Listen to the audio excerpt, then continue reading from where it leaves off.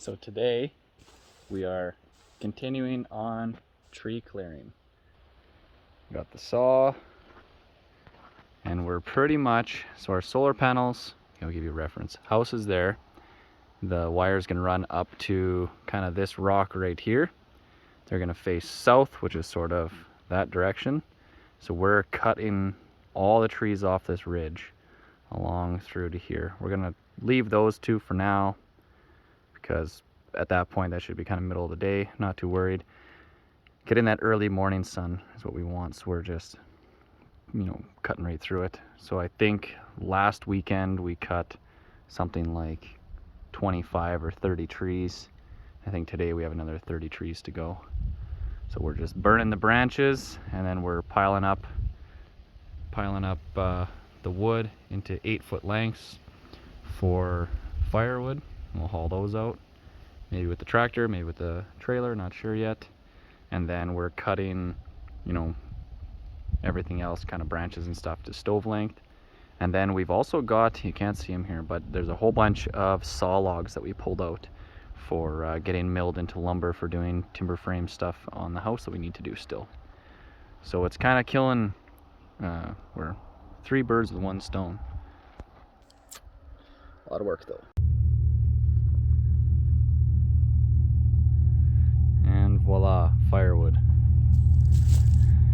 Load her up in the old work truck, haul her over. Kind of mixed, some is green, some's dry, so we're just gonna put it on the back side of our pile. We've been cutting from that side to then cut, split, throw in the tarp shed or in our totes over there. So we're trying this method, and that way we can just take them one at a time with a tractor, put them over by the boiler to get them unloaded.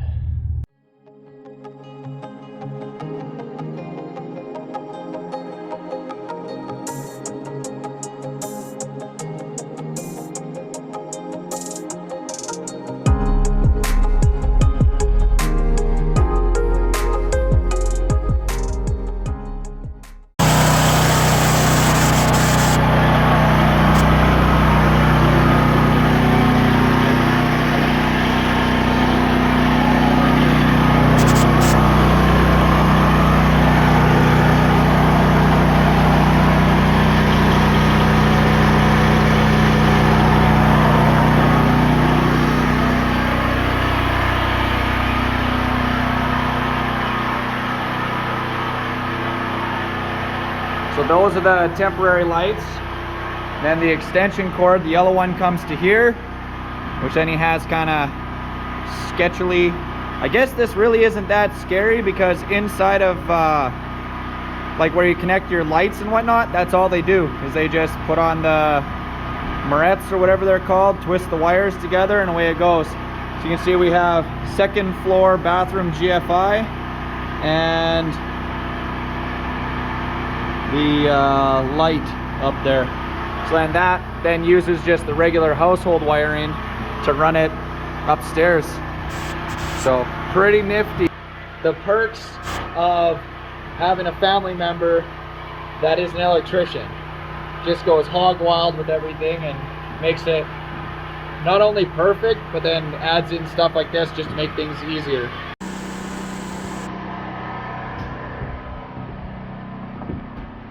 Getting some walls framed in for the HVAC. So we had to add in a wall here. We're adding in a wall there. So that's where the wall was. We add another one there, make a space for the pipes, or ducting, I guess. And the last one is just doubling the size of this wall so they can run a bunch of their pipes up through here. Easy peasy, but someone's got to do it. And Tegan's working on our window. She got all the glass taken out. So then now, when the new one comes in, we can slide it in, and then we can put the window there. Okay, so the solar guys worked all day, but things are taking longer than I thought, just like always. So they're working in the night. They're trying to get batteries brought over to the house here. We're gonna at least get them under the house for tonight, and then they're gonna come back and start unracking tomorrow.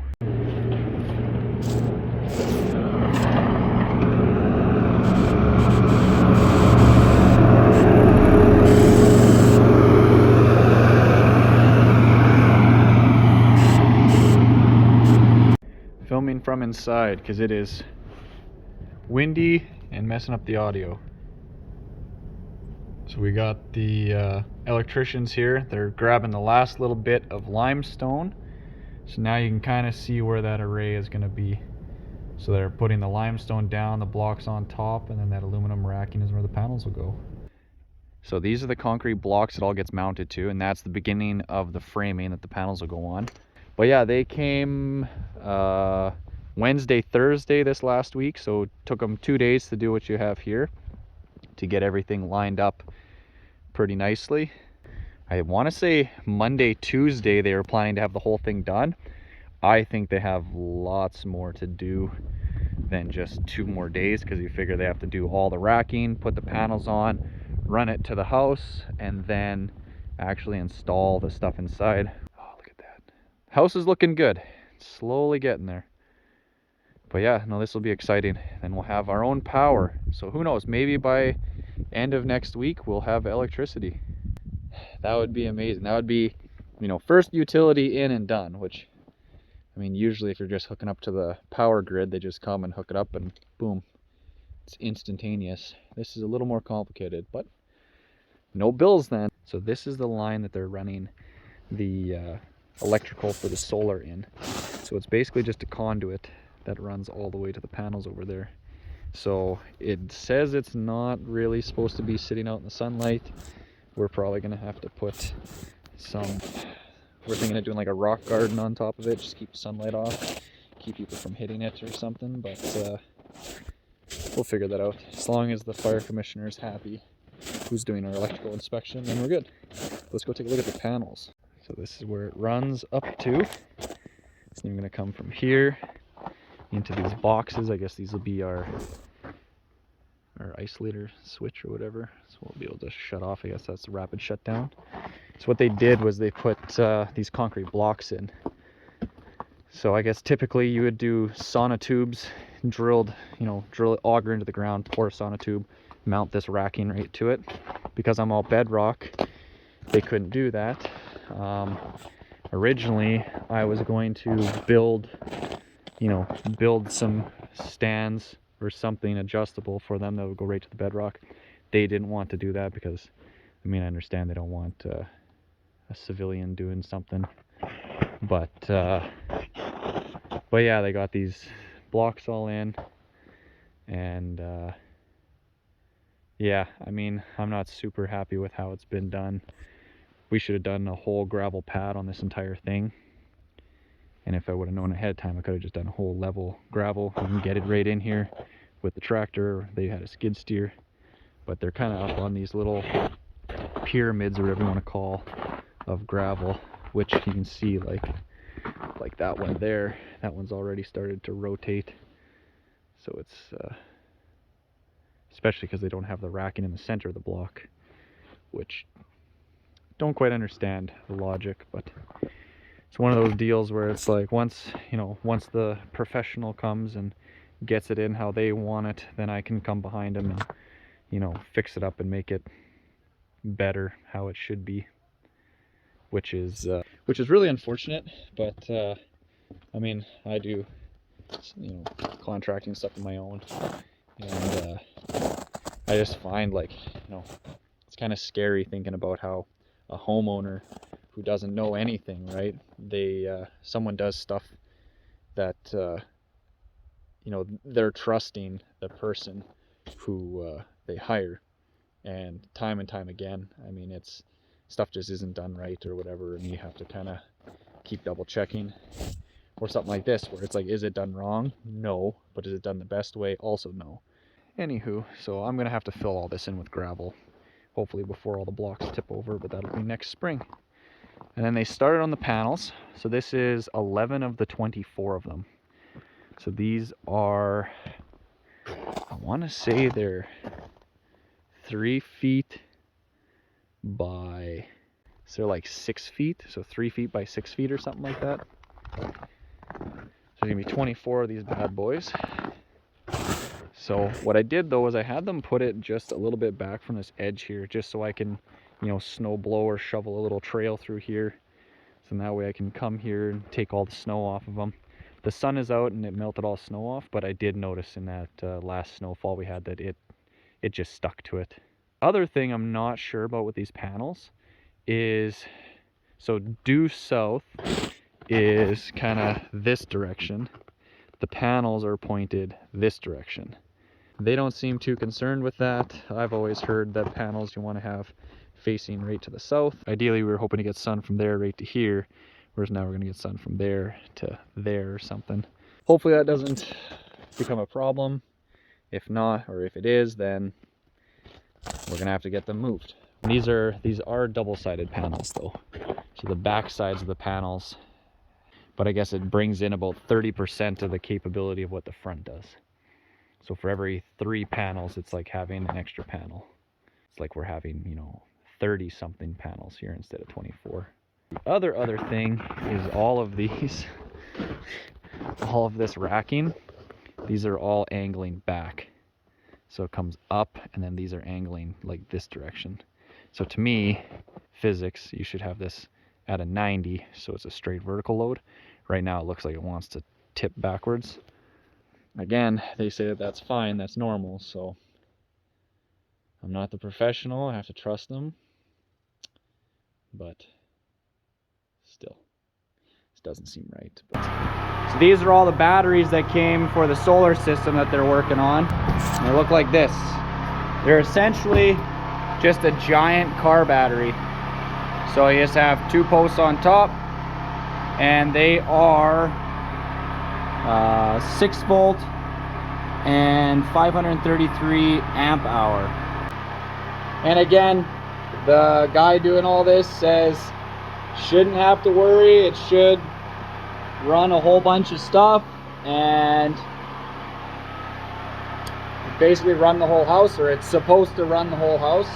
Never mind, we're doing all the extra stuff to make it so it doesn't have to run everything in the house. But won't trust it till we actually try it. I mean, we want it to work, we need it to work. We're just worried that it won't work. So, today, it's November 11th, I have the day off. So we are working on, well, because we got hammered with snow. So Tegan is busy going around cleaning up all their platforms and stuff, shoveling out all their materials. We're just trying to do everything we can to keep these guys moving, because we're a fair amount behind schedule.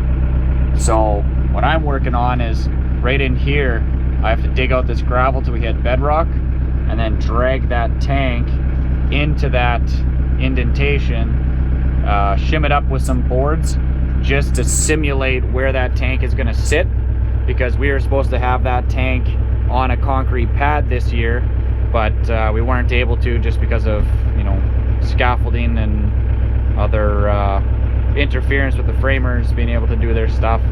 So of course now we're dealing with snow and ice, so I'm hoping that the little tractor with the backhoe on it here, hoping the backhoe will be strong enough to rip through the frost and dig down to the rock and scoop it out. And at least then that way the plumber can take a line from the house to the tank, figure out what that angle is that's needed, so that way they can do all their sewer piping through the whole house. Oh, the wild Tegan appeared. She's been sweeping, blowing, and shoveling, so she's getting pretty tired. I did some leaf blowing there. It's gonna get really covered in snow. It's nice and warm in the tractor, but then when you sit on the back there, it'll be pretty cold. The seat's pretty much waterlogged and frozen now, but let's get it done. Well, like any project, this one snowballed. So we found lots of water. So we ended up digging a ditch to the culvert that goes under the driveway, found bedrock there. So this is kind of what we're stuck with. So the plan we came up with today, we met with our neighbor there who's doing our plumbing. So we hit bedrock everywhere here.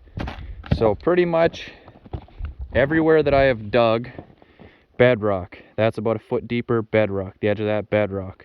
That hump, bedrock. Bedrock, bedrock. Everything's bedrock. Plan now, I think, is we're going to try and dig back a little bit more here fill this in with some probably some larger stone to let some water drain through, because you can kind of see where the water's coming now. I can try and bust out some of the rock there to get it drained to our pipe, put down rigid insulation, put the tank right on top of that to keep it as low as we can and let water go underneath, and then we're going to just build a pony wall around it in the little house. So basically no concrete floor is the only difference, because by the time we do a concrete floor, doing concrete with rebar, probably 6 inches thick, it raises you up so high that we're going to have a problem with the drop. So the other brilliant idea we had is, because we have the wood boiler, we might just tap into it and put a radiator, like a heater, from the wood boiler right inside the little building with the sewer tank. So then it'll heat it whenever the fire's burning. It'll just be circulating through and keeping the tank warm. Because the worst case scenario is it's -40 and your turds freeze in the line between the house and the tank. And then either I have to go out there and do something, or I have to call the plumber to come and cut it open and fix it, and that's just a nightmare. So we have a spot here where it's all bedrock. The water's stuck there. We need it to come down into here to drain. So we're using a tiger torch with propane. We're getting it nice and hot, and then we're just dumping ice cold water that we're taking out of the little hole here. And then it's breaking it all up. You see how it's getting kind of all flaky and blowing away? That was all solid bedrock.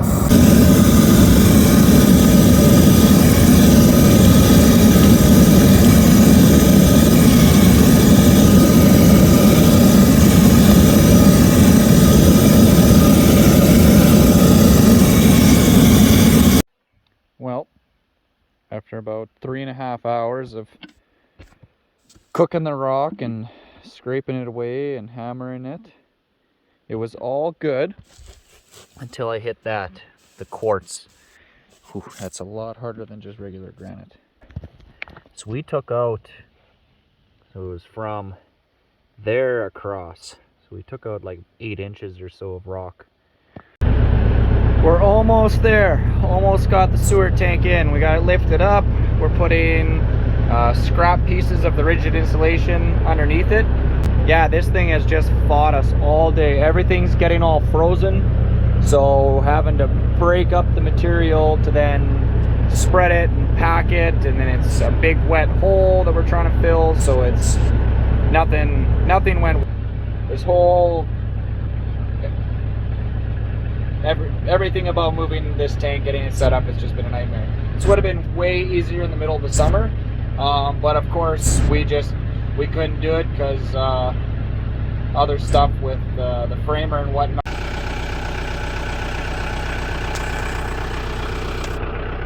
Final resting place. So it's far from perfect. Hopefully this doesn't haunt us. It's low on this side, but it's so mucky. Basically we're just putting it on watery mud. So it is sitting on bedrock on a couple sides, and then on by the rock here, so hopefully it doesn't sink too much, hopefully it doesn't crack, but at least now they can measure from there to there and then do their plumbing inside. All right, today we got our mounts in for our propane tank.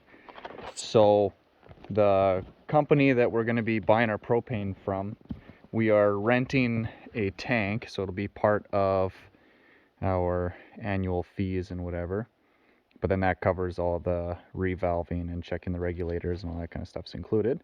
Totally makes sense rather than buying the tank. So the tank, I can't remember the exact volume of it or poundage, but it is roughly 9 feet long, and then it's about 2.5 or 3 foot diameter. But since I have access to a welder and some scrap iron, I made my own brackets. So it's 1/2 inch thick plates on the bottom, and then 6-inch channel for the supports, and then 6-inch channel on top. So we put this one in, which was pretty much perfect. So we just did 4 wedge anchors to hold it in. Those are 5/8 by 7s. This one here, we did it kind of like how you would do a light standard or like traffic light. So you put a nut and washer on the bottom and on the top. So you can basically screw the one from the bottom up and the one from the top down to hold it in place. And that's how you can then level it out. So you can see we have these two are touching the rock, and then these two are a little bit higher, and then higher and higher. So that way you can crank it up and down, left and right to get it right how you want it. One thing that we didn't know till we were talking to our gas fitting guy is you can't have any electrical plugs within 10 feet, I think it is, of any propane regulator, because you could have little bits of propane coming out. Propane and a spark, you get a big boom. So we're just gonna have to shift some stuff further one way and further the other way. And Tegan she's getting pooped here. She took on the task of uncovering all of our scrap lumber from the foot of snow that we had fall here. And she's doing one final reorganization and stacking before it probably gets absolutely buried for the entire year. But Tegan is going to remember down to the inch exactly where each piece of scrap is. So she can just reach into the pile blind and go, oh, you want a piece of 5/8 plywood that's 10 inches wide and 2 feet long? Boom, and she'll just pull out a piece for me. We might have to like dangle her, kind of like the claw game at the arcade for the teddy bear, and then we'll just drop her down and she'll just come up holding what we need. How's that sound, Tegan? We'll just have to pin into the rock here. We'll make like a swing set type thing, and you can just swing over top and grab like Tarzan or something. No names, no names, no names. Broke the cable twice, got it part way out, used the crane. Sort of. Slow progress. Getting there. There's our tank though. So we had to pull the deck out, destroyed the deck, made a lot of room for them now. So creative ingenuity, they're using their crane to extend, and as they extend they've been pushing themselves out kinda. Oh, what a disaster. Everything that can go wrong in this project has. There to my little brackets. Let's see if it fits.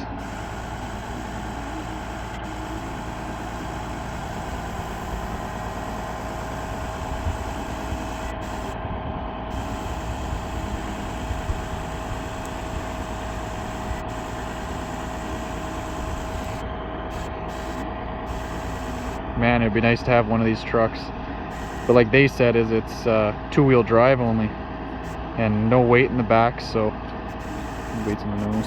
So got the propane tank in.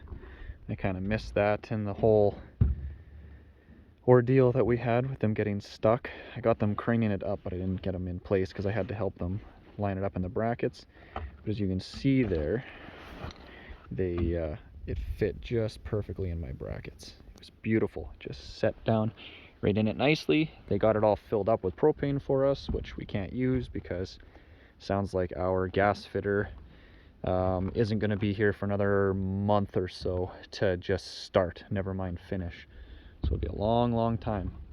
And this is going to supply propane for the backup generator, which is there, and the furnace for the house, cook stove and oven, hot water heater, clothing dryer.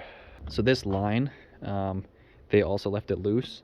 So the plan is once we get all of our decks and everything all figured out exactly where that regulator is going to go, then it's pretty flexible. They said you can just bend it by hand to whatever shape you want. And then I'm going to get little, use it for conduit to hold it to walls and stuff. I'm going to get those to fit that pipe, and then I'll pin it into the rock with little tiny wedge anchors or something along the lines of that. All right, so since working in the snow in the pitch black is just Tegan and I's favorite thing to do, we got our new wood boiler because the original one had problems with it. There was like a chemical reaction happening inside that was destroying the sealant and the spray foam. So luckily Heatmaster, they warrantied it and they gave us a brand new boiler. So I just went and got that picked up today, and we shoveled out our spot on the rock here through the nice frozen mud and the snow, and we're gonna drop her down, and hopefully this will go where we want it and it'll sit level-ish. And then it's gonna be a springtime project now, so unfortunately we're not gonna be able to use the wood boiler for this winter, for getting the house built at least. But this is gonna be, you know, it's a good thing we did the fireplace inside the house, because we're gonna need it. So that's all solid bedrock underneath there. And it's actually pretty level, so we're hoping that, she's just gonna dig a bit more out. We're hoping that we can put this down and then just shim it a little bit with a couple steel plates and then wedge anchor it straight in, and it's not gonna go anywhere. And that puts us, we just measured it, it's about 72 feet from the wall to the center of this, and we have 90 feet of hose, so we'll have lots of distance. And legally we need to be 50 feet away from any structures, flammable stuff, so that puts us more than 50 from the tank and like 70 to the house, like I said. So we'll see if we can get her placed, or we can just watch Tegan work. Dig, Tegan, dig. Dig, Tegan, dig. We're gonna find gold or china down there, maybe oil, and then we'll be rich. There she is. So we just put a 2x4 underneath it for now, just to keep it from rocking. So that'll be fine till spring. But yeah, all solid bedrock there. And so this should give us, so that big hose is gonna come out of here and then turn and go that way, right towards the house. So we can dig back more of this, but bedrock is back in there somewhere. So we probably have like a good 3-4 feet behind the unit, get around. The way we position this too is, and I might adjust it a bit, I gotta talk to some other people, but our prevailing wind is gonna be kind of this direction. So it should blow smoke and whatnot away from me, blow it away from the house. A southwest wind is super rare, so it'll be very rare that the smoke blows at the house, so that's good. And you can see I have a tractor here, so this is kind of a little roadway that I had made that comes onto the bedrock. And the idea is, with the pallet forks, I'll be able to take the totes of firewood, and I could just, you know, say drop one right here or something, and one at a time take your wood, put it in the fire, you know, have a little thing for kindling, paper, all that kind of stuff. And then it's clean here, relatively clean. All the mess I want to keep over the hill there where the firewood processing area is. So in that way, it looks nice and pretty around the house. So a few different things happening tonight. Getting the backup generator in position by myself. Hopefully I can do it. I had to mow down one tree with the tractor, so I had to get around a tree here, had to do a 1,000,000,000 turn, and I had to run it over. So if I can slide it ahead on the pallets by hand and then slide it straight sideways onto the platform here, might work, might not.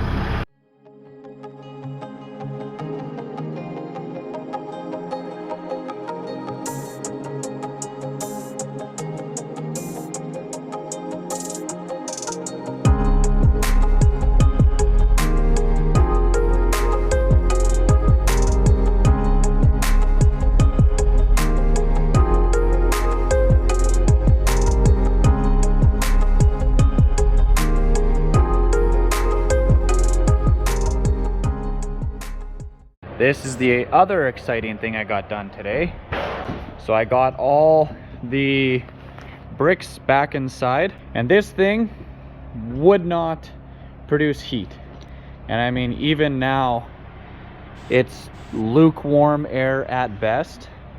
So I'm not sure if it's just because it's so cold in the actual house, and since we don't have, you know, insulation in the ceiling, we don't have insulation in most of here, that it's just, it cannot keep up at all. So there's power that comes into here to run a fan. I don't know if you can hear it, but I got a fan, or the fan, blowing. So what I did was, because it wasn't totally wired in, I just pulled that wire back down through into the crawl space. So now by running the generator, it runs the lights. From the last light, it runs to here, powers this. As is right now, there's no way that this will heat the house to help us get work done. It'll basically, I'm thinking basically it's just gonna be somewhere to go to warm up your hands, which really sucks because we were really hoping that this would just produce a ton of heat and then we could use that to warm up the house while we're trying to do like insulation. And well, insulation is the big thing. Once we get it insulated, then you know we can heat it up pretty easy. So that is a Osborne Stratford 2 is the stove. So it's supposed to be super efficient. It's rated for 2,200 square feet, but lots of open area, so it should allow it to circulate naturally. But I think what's just killing us is no ceiling insulation. So I do have to say that under the house here, it feels warmer than outside and warmer than anywhere else. So the bedrock, like some people suggested, is acting kind of like a natural geothermal. To the touch, the rock is like, it's cool. Even like if you grab steel in here, like it's cold, but it's not outside cold.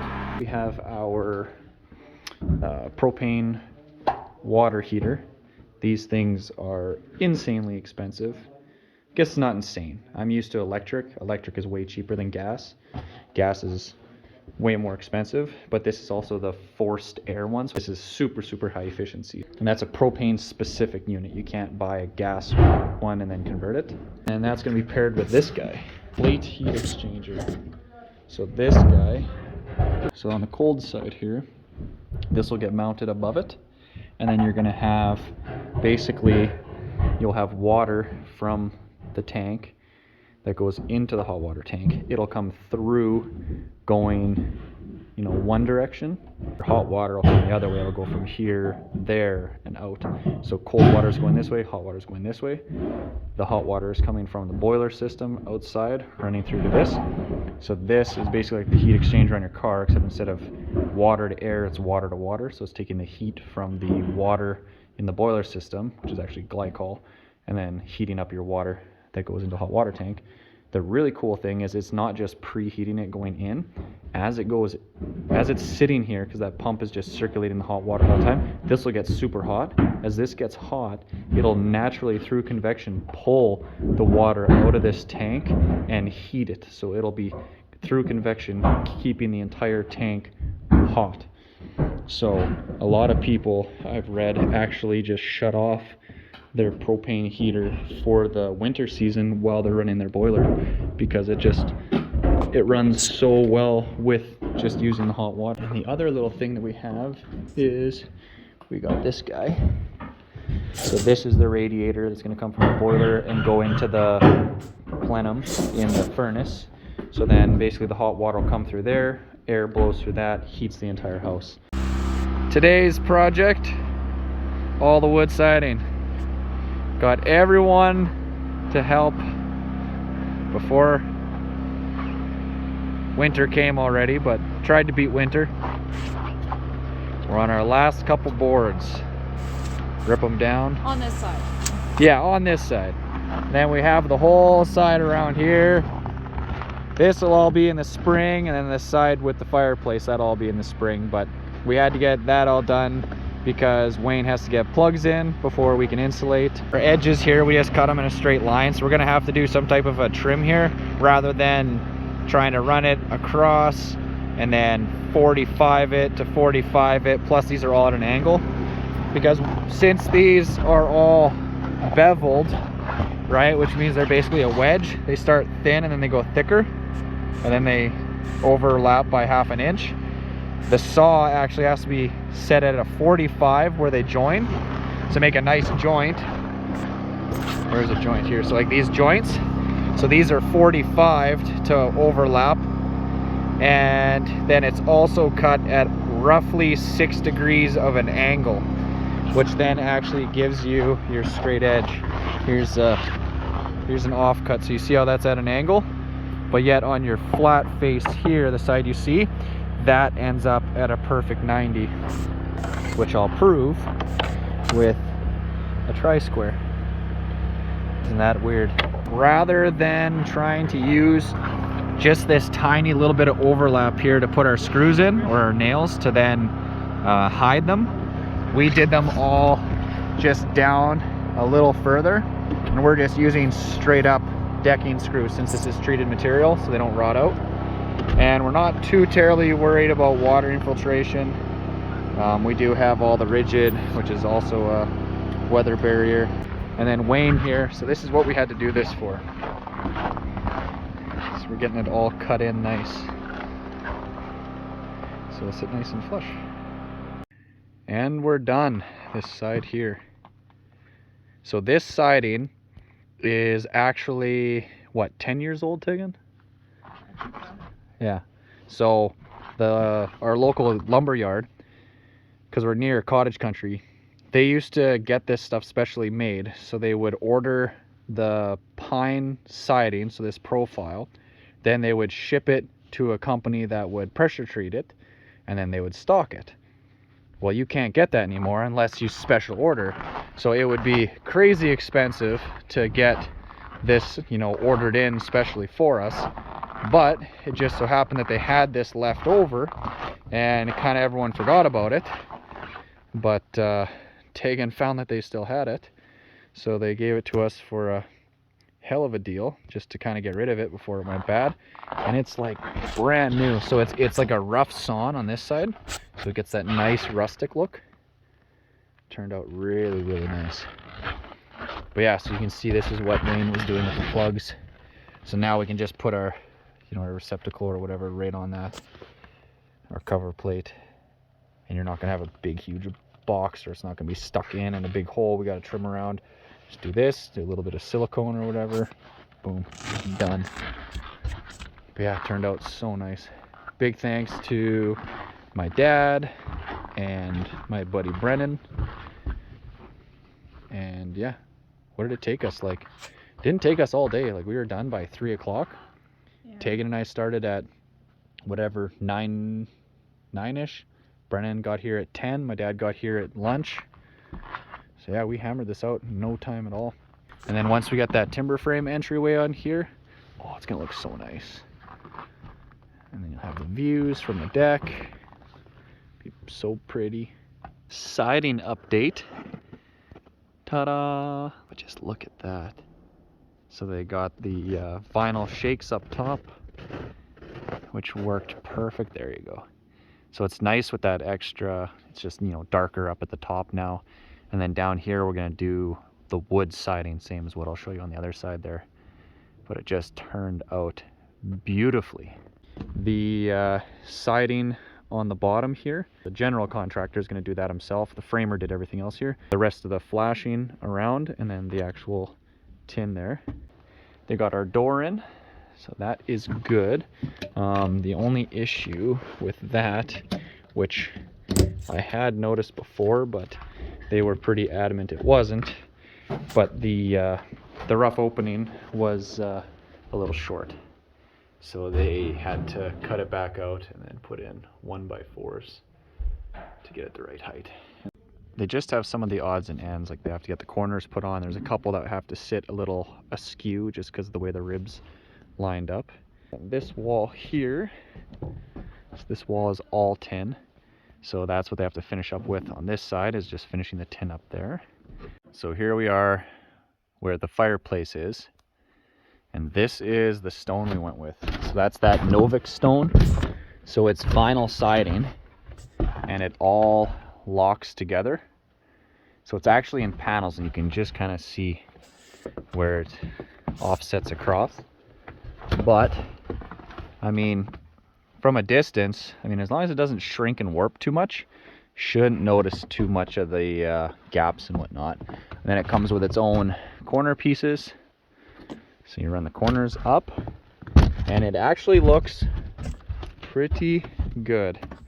It's a good budget option for doing stone. Out of our budget to do real stone.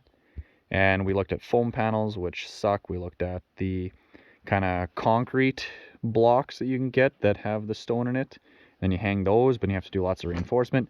This is just, it's just final, right? So it should be, you know, virtually no maintenance. So this is tin right from the bottom, and then the stone going up. And then we ran out of shakes for the top, so we have more on order. So yeah, so that's where they're at there. So they got the tin on. So basically everywhere it's silver is going to be that wood siding still. And then everywhere that there's the house wrap is going to be that flatter profile of tin that I showed in the other video. But yeah, it'll be stone the whole way up. And then in these two little triangles will be the rest of the shakes. Unfortunately though, we're still waiting for HVAC guy. I mean, I booked him this spring, early spring. He knew that this needed to happen, and I guess he's just so far behind. So I don't know, I called him again, and he basically said like, yeah, well, you know, maybe we'll be able to start by Christmas. So I mean, he should have been done a month ago, and he's saying that he's not even going to be able to start for another month. So he's months behind, which then that throws a loop into all of our stuff, so we can't finish insulating and drywalling. So we're just going to pick away, do what we can. And I'm out for 7 weeks now. I had a surgery for a hernia, and yeah, now I can't lift anything for 7 weeks, so that's crappy. Can do videos and stuff, and anything under 10 pounds I can lift, but I can't twist, I can't, you know, I have no core strength basically from them cutting me open and patching me up. So just doing what I can, but that'll put us behind even more, which I guess if we have to wait for people, then we're waiting for me too, so maybe it'll all work out. Yeah, that's kind of update for you guys on where we're at with the house. Inside, you saw the last insulation video, we're just picking away at it slowly. There's not going to be a whole lot of progress over this next month while I'm recovering and we're waiting on contractors and stuff. So yeah, until next time though, thanks for watching 80 Acres. We'll see you around.